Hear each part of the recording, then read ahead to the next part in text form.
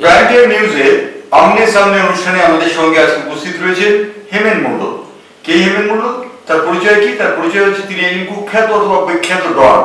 আমি তাকে ডন বলে অভিহিত করে থাকি। হেমেন, তার ডন নামে আপনার কোনো আপত্তি আছে? ডন বললে আমার কোনো আপত্তি নেই। আমার হচ্ছে এই অ্যান্টি সোশ্যাল বলা উচিত, আর আমাকে অ্যান্টি সোশ্যাল বললে আমি কিছু মনে করবো না, কিন্তু আমাকে 1 নম্বর 2 নম্বর 3 নম্বর 4 নম্বর কোনতে রাখবেন? এখন রাজনৈতিক নেতা 1 নম্বর, পুলিশ 1 নম্বর, না রিপোর্টার 1 নম্বর, হ্যাঁ, না কে আপনার নাম এই সুজিত বসুর আছে, না মা ছেলে 1 নম্বর। মা ছেলে বলতে আপনি কি বুঝাচ্ছেন? মা ছেলে বলতে সবাই জানে, হ্যাঁ, কিন্তু সবাই ঢোক গেলে ভয়। এখন আস্তে আস্তে আমি তার নাম বলছি না এখন, হ্যাঁ, সে একটা মিটিং করছিল, মনে হয় 24-এর পার্লামেন্ট ইলেকশনের সময় একটা মিটিং করছিল। আমি হঠাৎ চ্যানেল ঘুরে দেখি বলছে মা ছেলে কা রাজ নেই চলেগা, নেই চলেগা, মা ছেলে কা রাজ নেই চলেগা, নেই চলেগা। এইটা দিয়ে দেবে, কারণ এটা একজনের স্পেশাল স্লোগান। এটা সেই সময় বলেছিল মা ছেলে কা রাজ নেই চলেগা। আমারও সেরকম মা ছেলে কা রাজ নেই চলেগা। আপনি কি পুরোপুরি মমতা বিরোধী? আমি মমতা বিরোধী প্রথমে ছিলাম না। আমি যখন মমতা ক্ষমতায় এলো তখন আমি ভাবলাম যে প্রথম 1-2 দিন সিপিএমকে কিভাবে মারা উচিত। আমার তখন মাথায় একটা এসছিল যে এইভাবে মারা উচিত, কেননা কমিউনিস্টরা না, ওরা নিজেরা ভাবে, কারণ আমি জেলে কমিউনিস্টদের ভালো করে দেখেছি। সিপিএম থেকে তারা আরো কট্টরপন্থী ছিল, হ্যাঁ, এই চারু মজুমদার গ্রুপই বলুন, বা এই তারপরে ওই খ্যাঁকশিয়াল সব ছিল, এইসব এখন এইসব নকশাল যারা সব খ্যাঁকশিয়াল ওরা। আর আমি এমন ছেলে দেখেছি, হ্যাঁ, রুনুকে ঝাড় খেয়ে, হ্যাঁ, ভুলে গেছে। কথা চালু আছে যে সিপিএম এর উপর আপনার তো রাগ কেন, আর নকশালদের উপর এত রাগ কেন? নকশালদের উপর রাগ ঠিক আমার না। নকশালদের শুনুন, অরিজিনাল যে বিপ্লবী যদি কেউ হয়, আমাদের সেই মানসিকতাই নেই, হ্যাঁ, বিপ্লবী। কারণ আমি জেলে, আমি পুলিশ মার্ডার কেস যখন আমার ট্রায়াল চলছে আলিপুর সিটি কোর্টে, হ্যাঁ, পুলিশ মার্ডারে, তখন নকশালদেরও ট্রায়াল হচ্ছে। চারু মজুমদার গ্রুপ করছি, আমরা করি কি, আমাদের উকিলদার করাই, মাদুলি দেয়, মাদুলি করিয়ে হাতে পড়ি। কিন্তু অরিজিনাল দেখেছি সেই সময়, হ্যাঁ, যারা প্রচুর লড়াই করেছে, আমি অল্প সময় জেলে দেখেছি ওদের, হ্যাঁ, লড়াই করছে, তারা ওপেন কোর্টে দাঁড়িয়ে পলিটিক্যাল বক্তব্য রেখে লাইফা সাজা নিচ্ছে। কোনো উকিল দান করায়নি, কোনো ডিফেন্স নেই, লাইফা সাজা নিচ্ছে। তখন আমাকে আমার নিজের মনে হতো যে আমি তো পিঁপড়ের থেকেও অধম ওদের কাছে। এই যে বিপ্লব করে এই নকশালদের বিভিন্ন, তারপরে তো ভালো ছেলে হয়ে গেল, সব জেলে বসে। আপনি তো নকশালদের খুব কাছ থেকে দেখেছেন, জেল এসকেপ হয়েছিল আমার মনে আছে, সেটা 70-এর দশকে, সেই সময় আপনি ছিলেন। তখন আমি কংগ্রেস করছি, মানে সেটাই আমার দুর্ভাগ্য কংগ্রেস করাটা, কেননা তখন আমাকে পিং পং বল করি, কংগ্রেসের এত ডিভাইড হয়ে আছে, হ্যাঁ, যে এ ধরায় তো ও ছাড়ায়। একবার শতদার গ্রুপ একটা, আর একদিকে সুব্রত প্রিয়দা এদের গ্রুপ একটা, শতদা সোমেনদা, হ্যাঁ, এরা একটা গ্রুপ, আর ওদিকে আমি যখন জেল থেকে বেরোলাম তখন শতদা আমাকে একটু হেল্প করেছিল, একটা পার্সোনাল ব্যাপারে আমার হেল্প করেছিল। তখন শতদাই এলো আমার গড়িবাড়িতে এদের, তারপরে একটা মিছিল করলো। মিছিলে তখন পরবর্তীকালে শুনেছি যে সুব্রত মুখার্জি কংগ্রেসী ছেলে, যাদের সুব্রত মুখার্জি টিম ছিল, তাদের প্রত্যেককে ডেকে বললো, হেমেনকে যদি তুমি হাতে নিতে আমরা না পারি, তাহলে বাপের নৎকাল কাটাতে 0 হয়ে গেল, তোমাদের কোনো শক্তি নেই, আমি জানি তোমরা পারবে না। হেমেন এখন সবাই হেমেনকে, যত গুন্ডা আছে বলো, 22 বছর যত, সব হেমেনের কাছে চলে গেছে, হ্যাঁ, অর্ধেক চলে গেছে, অর্ধেক চলে যাবে, আর আমাদের মার খাবে, আমরা মার খাবো হেমেনের হাতে। এইটাই হেমেনকে, যে কোনো রকম হেমেনকে তুলো। গুন্ডা বদমাইশ সব আপনার অধীনে যেত, তার কারণটা কি? কারণ তো নিশ্চয়ই আছে। শেল্টার দেখে, প্রথম দেখে শেল্টার। কিন্তু আমার একটা প্রিন্সিপাল ছিল যে আমরা ডাকাতি ছিনতাই আর বেঘটিত নোংরামি আর মদ খাওয়া আমার পাড়ায় চলবে না, এটা একদম আমার প্রিন্সিপাল ছিল। এগুলো তো এখন হাসির কারণ গৌরীবাড়ি ঘটনা ঘটিয়ে দিয়েছে। আমার বলার ইচ্ছে হচ্ছে যে গৌরীবাড়িটাকে হাইলাইট করলো, হ্যাঁ, যে লোকটা কোনোদিন মদ পেয়েছিল, ছিনতাই ডাকাতি করেনি, 100 বছরের পস্কোয়ার্টার, নন্দনমান পস্কোয়ার্টার ঘুরিসা বাজারের উল্টো দিকে আমি তুলে দিয়েছি। এবং শুধু তুলে দিয়েছি না, মাসি বলে একটা শ্রেণী থাকে, সেই মাসিদের হাটে, হরিশাল হাটে বসাবার ব্যবস্থা করে দিয়েছি। কি করে চলবে? আমাকে এসে পরের দিন বললো, হেমেন্দা আমরা খাবো কি? হ্যাঁ, আমি হেমেন্দের সঙ্গে মাথায় ঢুকে গেল কি করতে হবে আমার। হ্যাঁ, কারণ তখন সিপিএমের রাজত্ব, আমি তো আর চাকরি দিতে পারবো না, কি করবো? আমি তখন মাথায়, আমি বললাম রোববার তোমরা ওইখানে মোড়ে থেকো, আমি যাবো, ব্যবস্থা করবো, বিকেল এই দুপুর 12টার সময় গিয়ে বলে প্রত্যেককে ভাগ করে আর বদমাইশ ছেলেরা সব চৌকি নিয়ে বসে আছে, ব্যবসা করে, ওদের থেকে নিয়ে এদের দিলাম। আমি জানি না এখন আছে কিনা, ওদের ছেলেপুলেরা আছে কিনা জানি না, আমি সেই সময় দিয়েছিলাম। আচ্ছা হেমেন্দা, আপনাকে বলা হয় কংগ্রেসের গুন্ডা, কংগ্রেসের গুন্ডা হিসেবে আপনি কি পরিচিত হচ্ছে আর না অন্য কিছু হতে চান? না, আমি কংগ্রেসের গুন্ডা বলে, গুন্ডা আমাকে ব্যবহার করতে পারলে তবে তো, শুধু ব্যবহার করার ক্ষমতা থাকা দরকার। আমাকে যদি কেউ গুন্ডা বলে ব্যবহার করতে পারতো, একজনই পারতো, সে রুনু বলে, যদি আমাকে যেটা বলতো সেটা করতে আমি বাধ্য থাকতাম, যদি আমি এই লাইনে থাকতাম। হ্যাঁ, পরবর্তীকালে রুনুদা সেরকম। আপনি আর কি প্রধান ইনফরমার ছিলেন? ওইটাই তো বলছি, প্রেসিডেন্সিয়াল স্কেপ এই রুনুদা দেখে নিয়েছে। প্রেসিডেন্সিয়াল স্কেপ জেলা সুপার সব দেখছে, বারান্দা থেকে ওদের সিপাই পালিয়ে গেছে। হ্যাঁ, হেমেন একা দাঁড়িয়ে আছে, আমার সঙ্গে 8-10 জন ছেলে ছিল। হ্যাঁ, প্রায় 20 গজ হবে ডিস্টেন্সে। হ্যাঁ, আমাকে ওরা বলছে হেমেন্দা বোম বেড়ে দেবো। ওরা গেটে আটকে গেছিল, সেটা একটা ঘটনা আলাদা, এই জেস্কেপিং এর একটা ঘটনা। ওরা জেলের ভেতরে একটা সিপাহীকে মাথায় ককটেল মেরে, নিমাই বলে, এখনো নামটা আমার মনে আছে, নিমাই বলে একটা সিপাহীকে মাথায় ককটেল মেরে পুড়ে যাচ্ছে। আমি জেলের ভেতর গেট দিয়ে দেখছি, ইংলিশ বই যেমন হয়, একটা মানুষ, জ্যান্ত মানুষ জ্বলছে, ওই রকম আমার চোখে দেখেছি। পরবর্তীকালে আবার আমাকে সঙ্গে সঙ্গে লালবাজার থেকে আরম্ভ করে এসবি ভর্তি, মানে জেলের ভেতরে। এবং একদিক দিয়ে পুলিশ আমাকে জিজ্ঞেস করছে, তুই তো সবাইকে চিনিস, বেরোলে কি হবে? আমি বেরোলে তখন দেখবো কি করা যায়। এবার জেলা সুপার বলছি, যদি হেমেনের সঙ্গে আমাদের ফোর্স যদি কিছু থাকতো, তাহলে হেমেন বাইরে বেরোতে পারতো, যেটা হেমেন রিক্স নেয়নি, বাইরের দিকে যাওয়ার চেষ্টা করেনি। বাইরে গেলে যদি কেউ বাইরে থেকে গুলি করে দেয়, তাহলে হেমেন স্কেপিং আসামি হয়ে যাবে।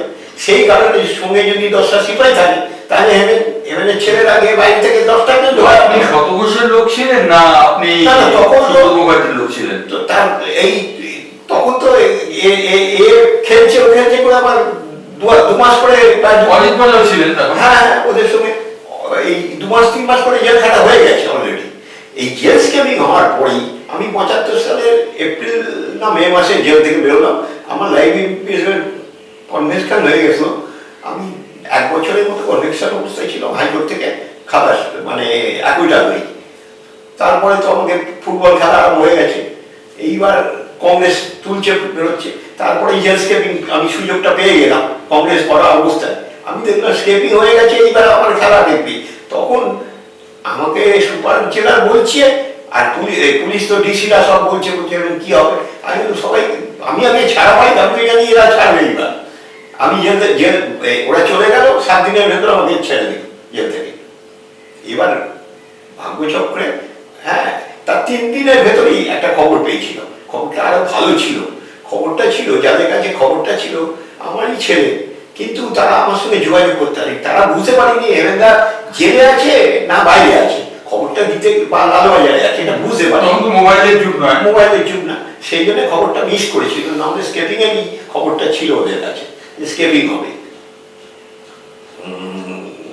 এইবার আমি তো বেরোলাম, বেরিয়ে 1-2 দিন পরেই আমি রুদাকে ফোন করলাম। ফোন করে বললাম, রুদা এমনি গোরক্ষবাসী রোডে নাগের বাজারে ওখানে একটা আজকে 2 জন আসবে বিকেলবেলা। হ্যাঁ, এটা কি ইনফরমারের কাজ হলো না? না না না, এই 2 জন আসবে, শুনুন না, 2 জন আসবে, 2 জনের নাম বললাম, স্কেপিং আসামি। হ্যাঁ, বললো যে ফোর্স পাঠাবো কখন, এটা নিয়ম পুলিশের, ফোর্স কখন পাঠাবো। আমি বললাম ফোর্স পাঠাতে হবে না, আমি নিয়ে আসবো। এইটাই হচ্ছে ইনফরমার। আর এতে আমি যদি ফোর্স বলতাম, ও ফোর্স পাঠাতো আমার সঙ্গে। বিকেলবেলা হয়তো 6-8 জন অফিসারকে ভালো, যারা অ্যাকশন করতে পারে তাদের দিয়ে পাঠাতো। তার মানে আমি তো ওদের দেখিয়ে দিলাম, ওরা দিল। আর এটা তো তা না, আমি ওখান থেকে তুলে নিয়ে, সবচেয়ে আশ্চর্য কি, ওই ছেলেগুলোকে যখন তুলে আমি গাড়ি করে নিয়ে আসছি, ট্যাক্সি করে নিয়ে আসছি, আমি আমাকে বলছি কি জানেন, হেমেন্দা তুমি গুলি করে মেরে দাও, রুমদার কাছে দিও। এইটাই হচ্ছে মানসিক শক্তি। আমাদের সেই শক্তিটাই নেই। আমরা আমরা বলবো কেন, বিপ্লব যারা করে, যারা আজকে মানে চালু মজুমদার গ্রুপ লাস্ট অব্দি আমি দেখেছি অনেক পার্টি খেয়ে গেছে।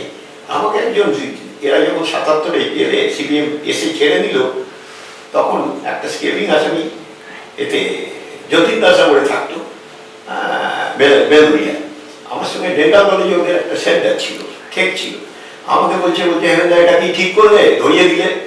আমি বললাম এই শালা, আমাদের ভাষায় এই শালা তুই কি আমাকে পেঁচি ঘন্টা পেয়েছি, মারবো শালা, এখানেই মারবো শালা, ডেন্টাল কলেজে হতো। আমি বললাম শালা এখানেই মারবো, শালা অন্য জায়গায় শালা দিয়ে ওইসব। হ্যাঁ, হয়ে গেছে, চলে গেল সঙ্গে সঙ্গে। হ্যাঁ, পরবর্তীকালে একটা গোর্খা হাউসে একটা এক্স নকশালের বিয়ে হচ্ছে, আমার বাড়ির পাশেই থাকে। আমার বললো হেমেন্দা আমার মেয়ের বিয়ে, তুমি আসবে কিন্তু? আমি ঠিক আছে যাবো, কেন আমার বাড়ির কাছেই। এবারে গিয়ে দেখি সব সালে এক্স নকশালে ভর্তি। হ্যাঁ, সবাই বিভিন্ন রকম করছে।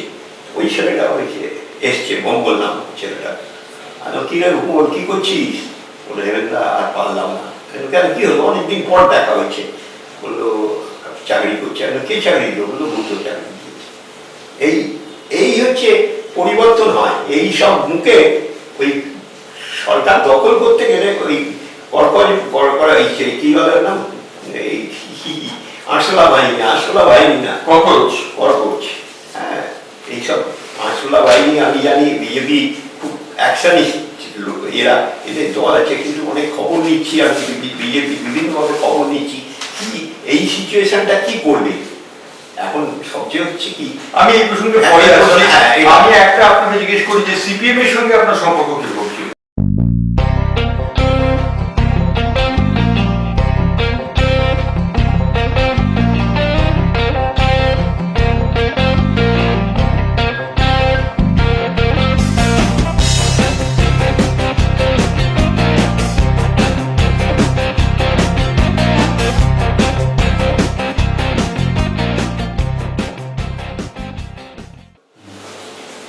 প্রাইম টাইম নিউজের আমনে সামনে অনুষ্ঠানের দ্বিতীয় পর্বে আপনাদের সবাইকে স্বাগত জানাচ্ছি। আর আমাদের সঙ্গে রয়েছে কুখ্যাত ও বিখ্যাত ডন হেমেন মন্ডল।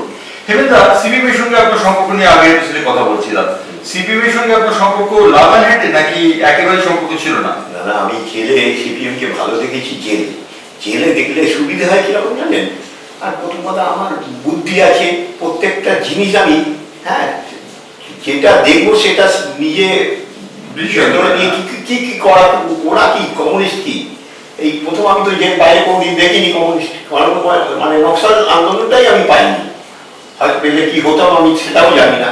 হ্যাঁ, এইবার এই তখন আমি নকশালদের এবং আমি চালু মজুমদার গ্রুপের সঙ্গে বেশি কথা বলতাম। আমি বলতাম, বলতো আমি তো তোরা তো ভালো আলাদা সেপারেট করে কি হবে নাম, ঘর করে আলাদা ঘর দেয়, রাজনৈতিক এরা চাইলে আলাদা করে থাকার ব্যবস্থা করে, খাওয়ার সমস্ত কিছু আলাদা। আমি বললাম তোরা কেন চালু বলছি তোরা কেন করিস না এটা? বললো এটা আমরা তো বলছি না খাবো না, আমরা রোজ মাছ দিক না, সবাইকে দিক, আমরা খাবো না। সিপিএম এর সঙ্গে আপনার সম্পর্কের ব্যাপারে কথা বলছিলাম না, সম্পর্ক আমাদের আমার সঙ্গে কোনোদিন ছিল। যদি বসু একটা স্টেটমেন্ট আমার বিধানসভায় মনে আছে, ইনকাম ট্যাক্স নিয়ে একটা স্টেটমেন্ট দিয়েছে। না, সে তো আমাকে ওরা এই এখন ইনকাম ট্যাক্স দেখছে, ইনকাম ট্যাক্স আমাকে রেট করিয়েছে তো ওরা 84 সালে 3রা ফেব্রুয়ারি কি 4টা ফেব্রুয়ারি রেট করিয়েছে। একটা চিফ মিনিস্টার নিজের ইনকাম ট্যাক্স নিয়ে বলে, ছেলের ইনকাম ট্যাক্সটা আমি জানি, হ্যাঁ, আমাদের home secretary chief income tax, home secretary শ্বশুরের ইনকাম ট্যাক্স আমি জানি। হ্যাঁ, এগুলো আমার তালুতে আছে, একখানা জিনিস পাবেন না আমি সব মিথ্যে করতে, এটারও একটা ইতিহাস আছে। হ্যাঁ, সেই জন্য এই বলতে গেলে আমারটা এইদিকে ছেড়ে এই জ্যোতিবাবুকে নিয়ে না। জ্যোতি বসু, চন্দন বসু আর মমতা বন্দ্যোপাধ্যায়, অভিষেক বন্দ্যোপাধ্যায়ের মিল কোথায়, তফাৎটাই বা কোথায়? ওদের একটু ঢেকে, সিপিএমটা ঢেকে চুরি করতো। এ তো প্রথম দিন থেকে চুরি করছে। এই পাবলিক কি বলছে জানি না, আমাদের চোখে, হ্যাঁ, আমরা সোজা চোখে একবার, বাঁ চোখে একবার যদি দেখে নিই কি করছে, ওটা প্রথমেই দেখুন না, রোজগারি আর এতে সালদার টাকা পেল, প্রথমেই রোজগারি টাকা সালদার টাকা খেয়ে নিয়েছে। হ্যাঁ, এরা তো আমাদের সঞ্চয়িতার টাকা তো আমাদের সুজন খেয়েছে, সুজনের শ্বশুর খেয়েছে, সিপিএমও খেয়েছে। সিপিএম তো তোমার বলছি কথা না, 6 লেনে নিউ টাউনের 6 লেনে টাকা খায়নি ওরা। এদের হয় কি সিস্টেম ছিল, টাকা দিতে হতো, পার্টিকে দিতে হতো, আর এরা হচ্ছে যা খাবে সব ওই 75 না 25 কি ওই। আপনি কি নিজেকে ধোয়া তুলসী কথা বলে বর্ণনা করছেন? শুনুন, আমার এলাকা যদি আমি যদি বউবাজার এলাকায় হতাম, বা আমি চিনবেন না রাকেশ যেখানে রাজত্ব করতো, হ্যাঁ ওই সব জায়গায় যদি আমি যদি এইটুকুনি এর 1 বছর পেলেই তাতে টাকা উপচে যেত। হ্যাঁ, যেভাবে আমাদের ওই কি টাকা তোলার এলাকা, আমাকে আমার এলিগেশন আনুন না যে এখানে টাকা দিচ্ছি, ওদের কোনো এলিগেশন নেই। আমার কোনো মেয়ে কেসে বলুক যে মেয়েগুলিকে বলো, মেয়েরা আমাকে আগলে রাখতো, এবং কয়েকটা ছোটখাটো ঘটনা, ছোট শুনতে ছোট আছে। আমার রবিবারটা আমি মেয়েবাজি করলে আমি চুল কেটে ঘোরাতাম, কেউ মেয়েবাজির ব্যাপার কোনো প্রশ্নই আসে না। এবং রবিবারই নোংরামি, আমি জেল থেকে বেরোবার আগে আমাদের 2তলা বাস ছিল, ওই কি বলে ওর নাম, হোটেল। 2তলা বাসে বেডডাউন বাসে 2তলা বাসে মেয়ে ছেলে নিয়ে এসে 2তলা বাসে এই পাড়ার ছেলেরা, হ্যাঁ এই নোংরামি করতো। আমি যেদিন থেকে বেরিয়েছি সেদিন সমস্ত বন্ধ। হ্যাঁ, এগুলো পরিবারের পুরোনো লোকরা সব জানে। তার নেতাদের মধ্যে আপনি ভালো মানুষ কাকে বলবেন? নেতাদের ভেতর শুনুন, একটা জিনিস মনে রাখবেন, এই দুশ্চরিত্র আর চোরই বলবো, আর কিছু বলবো আছে, এদের ডাকাত বলা যায় না কখনো, চোর এরা।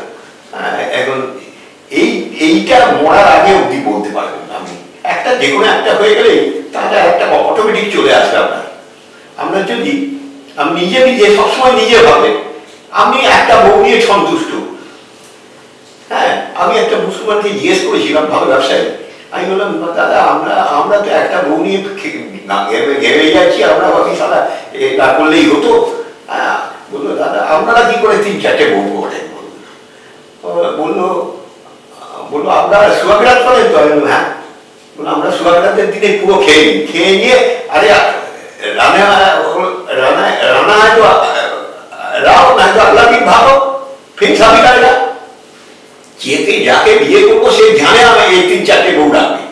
আর এই আরেকটা যেটা বলছি আমি, এই যে টাকা হাতে এলে, ধরুন আমি মধ্যবিত্ত শ্রেণী, তো আমার বাবাকে দেখেছি, দাদুকে দেখেছি কতখানি টাকা নিয়ে ঘোরাঘুরি করে, আমাদের স্কুলে গেলে কি টাকা দিত, কি পয়সা দিত আমরা দেখেছি ছোট থেকে। এবার যদি সেটা কোটি হতে হতে, এখন কোটি কাকে বলবো, এখন কাউন্সিলররা কোটি নেই, কারণ 100 কোটি, 150 কোটি, 200 কোটি, তাহলে এর বাবাদের কি, মানে মন্ত্রী যারা তাদের কত কোটি, 50 কোটি, 100 কোটি, 500 কোটি।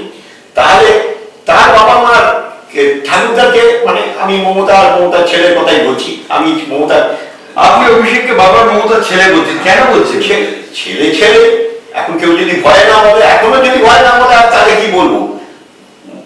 তাহলে প্রমাণ করুক, ওরা প্রমাণ করুক, আমি তো আর প্রমাণ করাতে পারবো না যে ছেলে কি ছেলে না। ওরা সবাই যদি ছেলে বলে, কারণ ওই এরকম স্লোগান হয়েছে, মা বেটা কারা নেই ছেলেরা। আমি বলিনি তো, আমার আগেও বলেছে, আমি শুনে বলছি, আরে এটা তো আমার মনের কথা, পরবর্তীকালে আমি করতে আরম্ভ করেছি।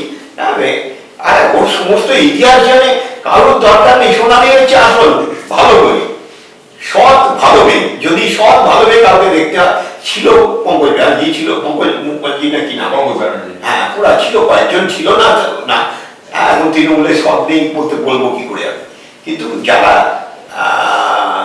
এরা কত কোটি টাকা রেখেছে, সবচেয়ে বেশি টাকা হচ্ছে কি জানেন, এরা আরোগ্যান দিতে ববি আর এই মা ছেলে টাকাটা লাগাতে পেরেছে, বেশি টাকা লাগাতে পেরেছে। শুনুন, একখানা টাকা লাগিয়ে যা দেওয়া শান্তি, আর মেয়ের কথা জিজ্ঞেস করবেন না, কেননা মেয়ের কথা বললে এটার সঙ্গে এত সুন্দর অ্যালায়েন্স আছে, সেটা যদি আমার হতো আমি কি করতাম সেটাও বলতে পারবো না আমি। হ্যাঁ, সেই জন্যে আমাকে একজন বলেছিল, উকিল, ভালো উকিল, হাওড়া সিভিলের ভালো উকিল, আমি বলে হ্যাঁ তুই আমার কাছে আসিস কেন?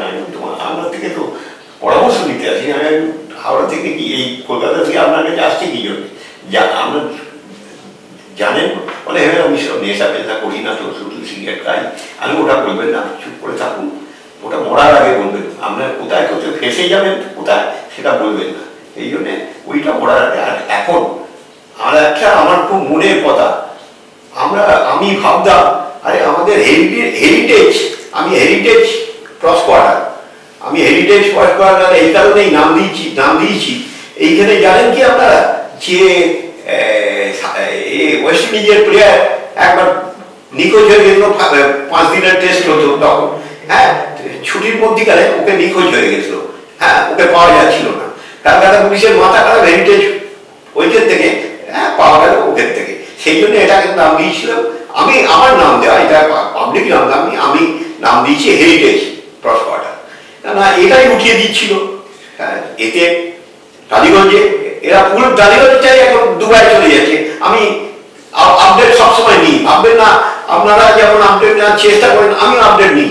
আমি অনেক, আমার সোর্স ছিল কিছু কিছু, আমি জিজ্ঞেস করতাম কি করে আগে বলতে বোম্বে যেত, তারপরে এখন আমি সব না, এখন সব দুবাই চলে যাচ্ছি।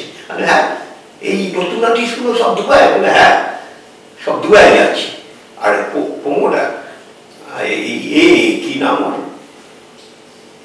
ওর নামটা কি, নূর না কি নাম, না না মেয়ে, হ্যাঁ এই নুসরত একটা প্রমোটারকে তো কি নামটা হলো যেটা এতে উড়িষ্যা জেলে ছিল। আমি আমার মানে আমার ইচ্ছে ছিল যে উড়িষ্যা জেলে কোন কোন মেয়ে ছেলেকে পাঠায়, ওখানে জেলা সভাকে মেয়ে ছেলে পাঠিয়ে দেবে, হ্যাঁ বিক্রি হয়ে যাবে। আচ্ছা, জেলের ব্যাপারে আমি আসবো, তার আগে একটা কথা জিজ্ঞেস করি, কখনো জনতা পার্টি মোদীকে অস্বস্তির মধ্যে ফেলে দিয়েছে, আপনার কি ধারণা? শুনুন, জনতা পার্টিতে এই নেপাল আর বাংলাদেশটা দেখুন, তাহলেই বুঝতে পারবেন আমার সুস্থ মস্তিষ্কের মানে ছেলে মেয়ে, ইয়াং ছেলে মেয়েদের আগে বলবো তোমরা দেখো বাংলাদেশটা দেখো আর দেখো কি নাম নেপালটা দেখো, তাহলেই বুঝতে পারবে বিপ্লব ওরা AK-47 ঘাড়ের ওপর তুলে দিয়ে, এরা পুলিশ তো, পুলিশ একটা AK-47 যদি ব্লাইন্ড ফায়ার করে তো অন্যায়টা কি হয়েছে? অন্যায়টা কিছু হয়নি, তাকে মনে হচ্ছে যে কোর্ট ডেকে না, এবার কোর্ট বোস করো। এইবার যদি এই জজেরা তো জানে না এতে কি হয়েছে, বলছে যে যারা মুক্তিযোদ্ধা তাদের একখানা ওখানে এই পাশে না কথা ওটা কমিয়ে আমাদের কমিয়ে দিল, হাইকোর্ট স্পেশাল পাওয়ার দিয়ে কমালো, হাইকোর্ট না সুপ্রিম কোর্ট। তারপরেও ঘটনা ঘটে গেল, কি করে হয়? হ্যাঁ, এটা থেকে আমাদের কোর্টের শিক্ষা নেওয়া উচিত যে এই পজিশন হলে কি করবে সরকার কি করবে। যেমন এইটা যেমন দরকার, এইবার ব্যক্তি সৎ হওয়া দরকার। এইবার এই সময় শাসক শ্রেণীর যে সমস্ত নেতা আছে ছোট থেকে বড়, তারা যেন তৃণমূলের মতো, রাজ্য সরকারের যেমন তৃণমূলের মতো যেন নেতা না হয়, আর সেন্ট্রালেও যেমন সৎভাবে থাকতে হবে। কারণ পাবলিকের চোখ খুলে গেছে, দেখবে আপনাকে। এইবার তারা বাবাকে বলবে দেখো তুমি আমাদের বারণ করছো, ওই দেখো জনতা পার্টিকে আপনি সমর্থন করছেন? না না, সমর্থন করি না কখনই, কারণ এখানে দেশ ওটা তো সরকার পাল্টাচ্ছে না, ওরা তো আমেরিকার হাতে তুলে দিচ্ছে, আমেরিকা দিয়েছে না। রাজনৈতিক নেতার এই সিপিএম 1 নম্বর বীজ, কংগ্রেস ইজরায়েল, আমি ওটাকে পার্টি মনে করি না। এও বাঁচিয়ে রেখেছে, কংগ্রেসটা মোদিও বাঁচিয়ে রেখেছে, মোদির দরকার ওকে, কংগ্রেস না থাকলে অসুবিধা হয়। এইরকম কোন পার্টি আবার ম্যানেজ করবে, হ্যাঁ এরা পার্লামেন্টে ম্যানেজ করতে জানে। হ্যাঁ, এই কি নাম ওর, এখানে পুলিশের একটা ক্ষমতা দেওয়া উচিত, কন্ট্রোল করে ক্ষমতা দেওয়া উচিত। সরকারের ক্ষমতা, সরকার যেমন ঠিক হবে, হ্যাঁ, শুধু ওই না, প্রত্যেক জায়গায় হচ্ছে এইভাবে, লিগ হচ্ছে তো অনেক জায়গায়। পশ্চিমবাংলার কথা ছেড়ে দিনে লিগ ফ্রিগ নাই, একদম পাঞ্চার করে দিয়েছে। এই যা শিক্ষাতে যা করেছে, এরা আবার পরে যাচ্ছে, আবার পার্লামেন্টে গিয়ে আজকে দেখলাম ওই চোর ছেলেটা বলছে, এও বলছি এই পশ্চিমবাংলায় কি 26 স্টুডেন্ট যার দিয়ে ভালো করে জুতো মেরে আনুন, এটা জুতো দিয়ে আলাপ করুক, হ্যাঁ অফিসে আমাদের শুভেন্দু আলাপ করুক, এদের শুধু জুতো মেরে। আচ্ছা, আপনি যে এত কথা বলছেন, আপনার ভয় হচ্ছে না? আপনার কাছে তো আজকে থেকে 5 বছর আগেও ইন্টারভিউ দিয়েছি, আমি কি একটু না একটু চেপেছি? আমি নিশ্চয়ই বলবো, আমি মমতার নামে ডাইরেক্ট বলতাম না, হ্যাঁ আমি বলতাম না, একটু চেপেছিলাম। শুনুন, একটা জিনিস কি, সংসার হলে তো আমরা তো সংসার করেছি, আমরা তো মেয়ে ছেলে রাখিনি, সেই জন্যে সংসারের উপর ছেলেদের উপর টান তো থাকবেই। সেই টানে যেটুকুনি আমি পরিবর্তন হয়েছি, কথায় পরিবর্তন বলতাম তো ওটা বলবেন না আমাকে। আমি আমার জেলে যাওয়ার সময় নেই। আমি জেল আমি একটা সময় ওই এর একটা সময় জেল তো আপনার ঘরবাড়ি ছিল, তাই না? না এর ডায়লগ আছে জেলের, ওই টেনশন দেনে কা नहीं है देने का है, সঞ্জয় দত্ত ওই রকম আমরা টেনশন দেনে কা এক এক দিনে 4-5টা করে মারতাম, মানে এ মারা না এমনি এমএস পাটিকে মারা পা ভেঙে কি দিতাম। বোম ব্যবহার করতেন বেশি? রিভলভার থেকে বোম ভালোবাসি বেশি। এটা পুলিশ বোঝে, আর পুলিশের এগেন্স্টে কি করতে হয় সেটাও আমি এই এই 77 বোমগুলো আসতো কোত্থেকে? পাওয়া যায়। আমাদের ছেলেরা সব এগুলো গল্প করতে গেলে গল্প লিখতে হবে, কেননা মান্ডা স্কোয়ার এই বোম স্কোয়ারের অফিসার ছিল আমাদের পাড়ায় থাকতো, নোংরা লোক। আমাকে বেশি বলে হেমেন কটা বোম রিভলভার দে না। আমি দেখো এইসব ব্যবসা আমি করি না, আমি জানি এগুলো কি ডিল করতে হবে কি। আমার সেটা চেলা ছিল, তার কাছে বলা না, তার কাছে পাঠিয়ে দিতাম, ওর সঙ্গে কথা ওকে বলা ছিল। বললো যে বোম গুনতি করবে, কতগুলো বোম চাই, 10টা বোম 20টা বোম দাম নিয়ে নিবি। বলে কি করবো? বোমের মশলা দিবি না, মেটে সিঁদুর আছে ওই ভেতরে দিয়ে বেঁধে দিবি, হ্যাঁ ওটা জলে দিলেই দেখবি। বোমের তখনকার দিনে দাম কত ছিল? তখনকার দিনে কম, তখনকার দিনে আমার মনে হয় লাস্ট মনে আছে 30 টাকা কিলো 30 টাকা বোমের মশলা। হ্যাঁ, আর আমার কাছে একটা সময় আমি প্রথম কথা হচ্ছে ঢিবড়ি বাতির গন্ডা না, আমি যখন সিজন পাল্টাবে আমি সেই সিজনে আমার এই বক্তব্য বলবে এইবার আর্মসগুলো গেল কোথায়। আমার গৌরীবাড়িতে এত ঘটনা ঘটেছে, হ্যাঁ একটা বোম রিকভার নেই, হ্যাঁ কিন্তু বোম ফেটেছিল, একটা দুটো ফেটেছিল, মানে কি আগে, হ্যাঁ আমাদের দুটো ছেলে বোমটা খুব খারাপ জিনিস, বোম ফেটে যেতে পারে, হ্যাঁ দুটো ছেলে হাত লেগেছিল, আমার দিদি ছেলে এইরকম হয়। আর প্রথম কথা হচ্ছে এখানে দরকার নেই যেগুলো, সেগুলো আমার কাছে ছিল, আমার কাছে ডিনোয়াইট ছিল, গ্রানাইট ছিল, যেগুলো কলকাতায় ব্যবহার হয় না। কিন্তু AK-47 কি ছিল না, AK-47 ছিল না, এই স্ট্যান্ডার্ড ছিল, যেটা 32টা গুলি 9mm গুলি চলে, হ্যাঁ সিঙ্গেল হয় আর অটোমেটিক হয়। আর 303 রাইফেল আমার কাছে দোকানে ছিল, মানে কাটা রাইফেল, নকশালের মতো কাটা রাইফেল না, গোটা রাইফেল, শুধু কাঠগুলো খুলে দাও, দিলে আর চিনতে পারবে না, শুধু ম্যাগাজিনটা দেখলে বুঝতে পারবে হ্যাঁ এটা অটোমেটিক রাইফেল, মানে 10টা গুলি আর একটা ম্যাগাজিনে 11টা গুলি চালানো যায় এইভাবে। হ্যাঁ এইগুলো দেখানোর জন্য, এগুলো কোনো গুলি করার জন্য না, ডিনামাইট সিলিন্ডার এগুলো দেখানোর জন্য আমি দিয়ে দিয়েছিলাম। তো আপনি যে একটা মার্ডার করেছিলেন শোনা যায়? হ্যাঁ একটা মার্ডার করেছিলেন শোনা যায়?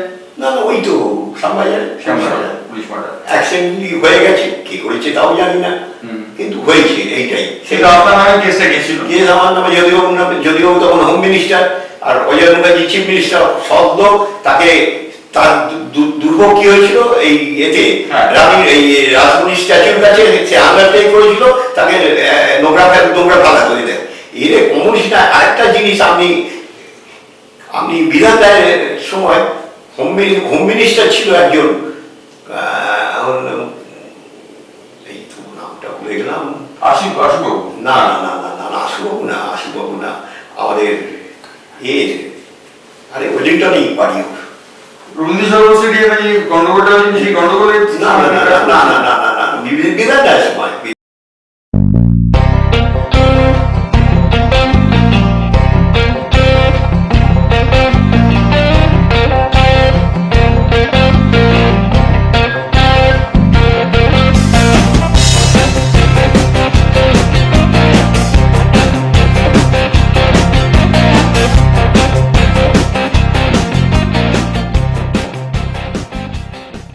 প্রাইম টাইম নিউজের আমনে সামনে অনুষ্ঠানে আপনাদের আবার স্বাগত জানাচ্ছি। তৃতীয় পর্বে আমাদের সঙ্গে রয়েছেন হেমেন মণ্ডল। হেমেন মণ্ডল কুখ্যাত ডন অথবা বিখ্যাত ডন, তার সম্পর্কে আমরা জানি। হেমেনদা, আপনার সম্পর্কে একটা জিনিস প্রচলিত আছে, আপনি বেশিরভাগ সময়টা জেলে কাটিয়েছেন। জেলে খেপে কাটিয়েছি। আমার সবচেয়ে বেশি জেল ছিল মনে হচ্ছে বছর 2.5 একটা জেলে ছিলাম। হ্যাঁ সেই জন্যে আমি প্রেসিডেন্সি জেল, দমদম জেল এবং আলিপুর সেন্ট্রাল জেল, 3টে জেলেই ঘুরেছি। এবং প্রচুর ঘুরে আমার অভিজ্ঞতাটা খুব মানে বেশি অভিজ্ঞতা। সবচেয়ে এখন শুভেন্দু জেল নিয়েও কিছু আমার মানে অন্য কিছু না, আমি ওনাকে আর পরামর্শ দিয়ে দেবো, আমার একটু নিজের এক্সপিরিয়েন্স আছে সেইটা বলতে। প্রেসিডেন্সি জেল বা অন্য জেলগুলোয় সাধারণ বলবো তো, প্রেসিডেন্সি জেলে বা সাধারণ জেলে সাধারণ আসামিদের, হ্যাঁ সাধারণ আসামিরা খুব কষ্টে আছে, খাবারের কোয়ালিটি খুব খারাপ। আমার মনে হয় এটা ভালো সুপার এখন জেলার ভালো এসছে শুনেছি, হ্যাঁ ওটাকে নিয়ে খাবারটা খুব ভালো কোয়ালিটি করার, কেননা পয়সা থাকলে তো বাইরের মতো হয়ে গেল। এই রাজনৈতিক নেতারা কোটি কোটি টাকা চুরি করে জেলে গেছে, ভালো করে খাচ্ছে, fried rice, chilli chicken, chowmein, sandwich, সবই পাওয়া যায়। সমস্ত কি পাওয়া যায় না সেটা আগে বলবো না, আগে সেইটা বলবো। মেয়ে সাপ্লাই হয় যে না এখন ওটা হয় না, আগে হতো, মেয়ে সাপ্লাই হতো, এটা আমি বলছি, অন্য কেউ না। একটা ঘটনা হয়তো আমার চোখে পড়েছিল, সেটাই বলবো। কিন্তু সেটা আমার মনে হয় এখন প্রথম হচ্ছে এখনকার জেলে প্রথম ওই ক্যান্টিনটা বন্ধ করে দেওয়া উচিত। বড় লোকেদের বড় লোক তাহলে বাইরে থেকে 5 স্টার হোটেলের খাবারটা অ্যালাউ করে দিন, কিনে খাবে কেন মানে ওরা? সেই জন্য আপনি এক জেলের খাবার ভালো করুন, বেটার করুন, হ্যাঁ ওই খাবারই খাবে ওরা। ওরা সাধারণ জন্য আপনি বলছি জেলের খাবারটা একটু ভালো করা দরকার।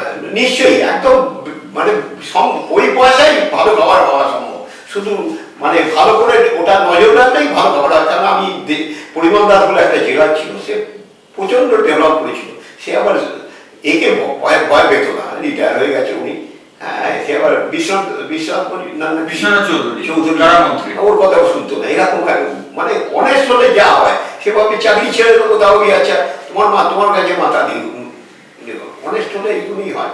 এবার জেলে মানে এই বাইরের মতো সমস্ত কিছু চুরি হচ্ছে, ক্যান্টিন সমস্ত বাসন থালা হসপিটালে চুরি হচ্ছে, ডাক্তাররা চুরি করছে, হ্যাঁ এবং এতে কি নাম জেনারেল ওয়ার্ড, জেনারেল ফাইল যেটা বলে, মানে সারা জেলে বেশিরভাগ লোক যেটা খায় সেখানে চুরি হচ্ছে। হ্যাঁ এগুলো আমার মনে হয় শুভেন্দুকে দেখে এখন চোররা খুব সাবধান হয়ে গেছে। হ্যাঁ এগুলো খুব অল্প ব্যাপার, বলতে পারি বাপের ঘরে গভীর বাসা। হ্যাঁ সব জায়গায় আছে, এখানেও আছে, জেলেও হচ্ছে। হ্যাঁ একটু একবার ঠোকা দিয়ে দিলে সব ভালো হয়ে যাবে। এগুলো চোরগুলো প্রথম হচ্ছে সাধুয়াকে খুব ভয় পায় এরা জানে কি চুরি করে রেখেছি সেটাও বেরিয়ে যাবে, আবার জেলে যেতে হবে। এই জন্য চোরদের একটু ঠেলা দিলেই সাধু হয়ে যায় তাড়াতাড়ি। একবার ছেলেকে পাঠিয়ে দিক না, মায়ের ছেলেটাকে তিহারে পাঠিয়ে দিক না, 6 মাস থেকে আসুন না, দেখুন না ওকে চেহারা কিরকম হয়, নেড়ি কুত্তার মতো দেখতে হবে। নেড়ি কুত্তা বলে আমি কুত্তাকে অসম্মান করবো না, ওরা ওর থেকে ভালো, ওবিডিয়েন্ট অনেক বেশি নেড়ি কুত্তা, ও তার থেকে অধম। হ্যাঁ আপনার প্রচন্ড রাগ অভিষেকের উপরে। অভিষেকের পরে শুনুন, ওর বয়সটা কত হবে, 30 হবে 35 হবে জানি না। হ্যাঁ ওই বয়সে হ্যাঁ কত কোটি টাকা ডিল করছে, কত মেয়ে ডিল করেছে। তারপরে আমার মনে হচ্ছে যে শুধু তাই না, সোনার ব্যবসা করে এবং ট্রাফিকিং করে, মেয়ে ট্রাফিকিং করে, এবং যাদের ওই সব এতে আছে ওই সন্দেশকারী যেই সব গন্ডাগুলো, এগুলো গন্ডা কি করে বলবে, সরকারে ছিল করেছে। এখানে হ্যাঁ মার্ডার করিয়েছে অভিষেক, এটা আমি না, এটা এও বলেছে। আমি আগে বলেছি, আমার এতে বলে দিয়েছি আমি আগে, কি না ও মার্ডারও করিয়েছে। তারপরে মদনও বলেছে মার্ডার করিয়েছে। আমি বললাম আমার সঙ্গে মিলবে ওর, কারণ ও জানে অনেকখানি, আমার এক্সপিরিয়েন্সে আমি বলে যাই সমস্ত কিছু। আমি কোনো ওই কারো কেউ বলে দেবে আমাকে, তাহলে আমি বলবো, তারপরে ওটা এই দেখুন আরেকখানা জিনিস, খুব সুন্দর জিনিস। এতে আমি পার্থকে নিয়ে তুলনা করছি, এর সঙ্গে শুধু দুটোর সঙ্গে তুলনা করি, পার্থর সঙ্গে না অর্পিতা না, ছোট না আমাদের ওই যেটা বউবাজারে এটা রশিদ খান, আমি রশিদ খানের সঙ্গে তুলনা করছি, পার্থ তুলনা করি। তাহলে আপনারা পাবলিক যদি দেখেন ভালো করে একটু মাথাটা খোলা রাখবেন। আমি বলছি নজরুল ইসলামের কথা শুনবেন না, ও ফালতু কথা বলে। হ্যাঁ ও যদি নকশা বিরোধে হতো কনস্টেবল করে দিত ওকে, ততক্ষণ ওকে ওর কথা কোনো ভ্যালু নেই, জানে না, জানে সব বলে না। রশিদ লালবাজার থেকে কি নাম 500 মিটার দূর না, বোমবাস্ট হলো, হ্যাঁ 237 জন মারা গেছে। বোমবাস্ট হলো, 70 জন মরে গেছে, 45 জন ইনজিওর হয়েছিল। হ্যাঁ, তখন তুষার তালুকদার বামপন্থী কমিশনার, হ্যাঁ বামপন্থী কমিশনার দীপক সান্যাল বলে একজন ছিল বামপন্থী কমিশনার, বামপন্থী কমিশনার রাখতে খুব পছন্দ করে। এ ভাবে না ওই রটিয়ে দেবে যে এর কথায় চলে, মমতার কথায় চলে, এইবার বলবে শুভেন্দুর কথায় এই চলে, এরা এই সংস্থা। এদের একটাই করে কি জানেন, এই যে একে রশিদের ওখানে লক্ষ্মী দে আর না মেয়েটার নাম হচ্ছে এই আমার একজন মহিলা, ওই দুজন মিলে ওইখানে রোজ লক্ষ্মীদের ওইখানে রশিদের ওখানে বসে থাকতো এবং বলতো ওর সঙ্গে না ওর মুখ না দেখলে ওদের ঘুম হয় না। এইটা ওদের যদিবাবুর ছেলে ওর সঙ্গে লন্ডনে গেছিল রশিদের সঙ্গে। এবার ঘটনা হয়ে গেল, এই ঘটনা যে কোনো এলাকায় হলে পাবলিক তাকে কি করতো, পিটিয়ে মেরে ফেলতো।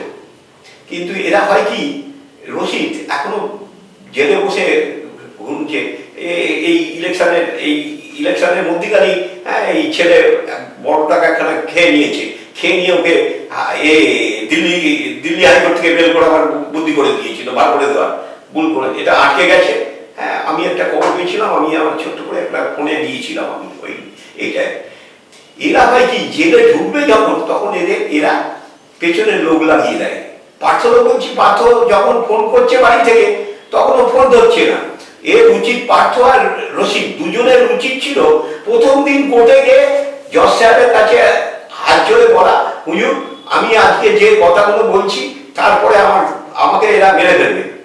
মানে রশিদের কথা বলছি, পার্থর কথাও বলছি, ও বলবে মমতার কথা আর এ বলবে যদিবাবুর কথা, এরা মেরে ফেলবে আমাকে। হ্যাঁ, মেরে ফেলবে, বিষ খাইয়ে দেবে, জেলে রাখবেন, বিষ খাইয়ে দেবে। সেই জন্য আমার আগে সিকিউরিটির ব্যবস্থা করুন, তারপরে আমি সমস্তটা বলব। এইটাই বলা উচিত প্রথম দিনই।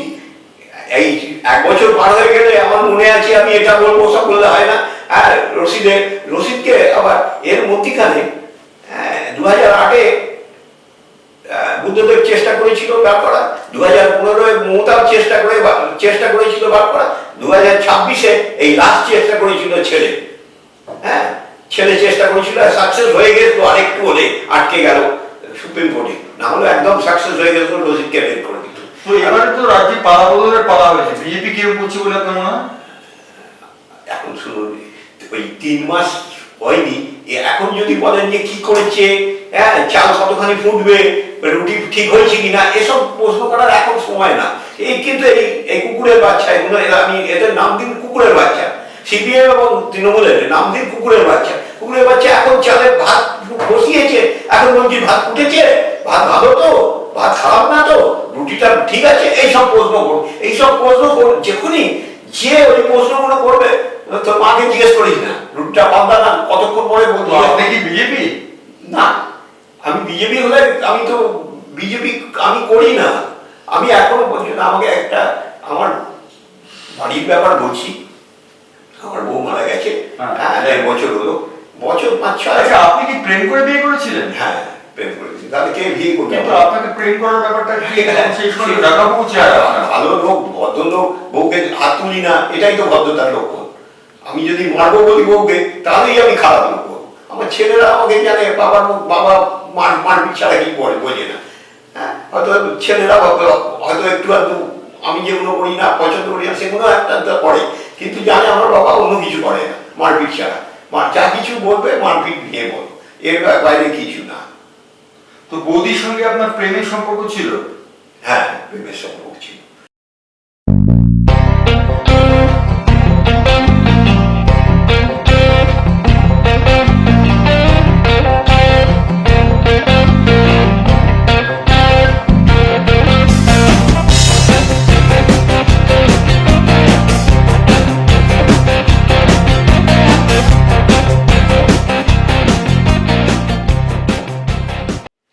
প্রাইম টাইম নিউজের আমনে সামনে পডকাস্টে এখানেই শেষ হলো।